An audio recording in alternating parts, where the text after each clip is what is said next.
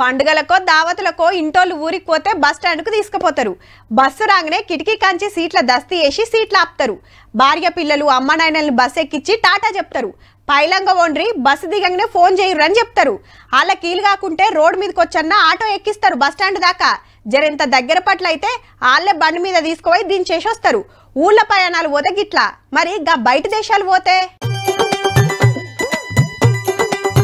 శంషాబాద్ గాలి motor depot దగ్గర జాతర సాగుతుందబ్బా. విమానం టికెట్ల మీద ఆఫర్ పెట్టిండ్రేమో అనుకునేరు. వీళ్ళంతా టాటా చెప్తానికి వచ్చినోళ్ళు. బయటి దేశాలల్లా చదువుతానికి ఆంధ్ర తెలంగాణకెళ్ళి 6-10 రోజుల సంధి శితం పోతున్నారు స్టూడెంట్స్. ఆడ చదువులు షాలయ్యేది ఈ టైంకే.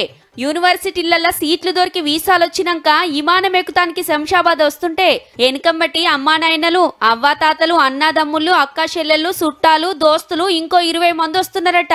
హీగేముంది, డిపో మొత్తం నిండిపోతుంది. బండ్లు పెడతానికి సుతా పార్కింగ్ సరిపోతలేదట. ఇప్పుడు పోతే మళ్ళా 6 నెలలకో ఏడాదికో వచ్చేది. గందుకే దగ్గరుండి గాలి మోటార్ ఎక్కియాలని గీ తీర్ల లైన్లు కడుతున్నారు. కంట్రోల్ చేయలేక సెక్యూరిటోళ్ళకి యాష్టకొస్తుందనుకో రాదుర్రి. వద్దని చెప్తే ఎవరింటారు? ఎవరాత్రం అల్లది.